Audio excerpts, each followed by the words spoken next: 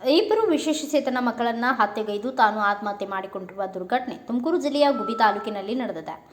ತಾಲೂಕಿನ ಆದಲಗೇರ ಗ್ರಾಮದ ನಿವಾಸಿ ವಿಜಯಲಕ್ಷ್ಮಿ ಅವರು ತಮ್ಮ ಮಕ್ಕಳನ್ನು ಕೊಂದು ತಾವು ಆತ್ಮಹತ್ಯೆ ಮಾಡಿಕೊಂಡಿದ್ದಾರೆ ಎಂದು ತಿಳಿದುಬಂದಿದೆ. ಮೃತ ಮಕ್ಕಳನ್ನು 23 ವರ್ಷದ ಚೂಡಾಮಣಿ ಮತ್ತು 14 ವರ್ಷದ ನರಸಿಂಹರಾಜು ಎಂದು ಗುರುತಿಸಲಾಗಿದೆ.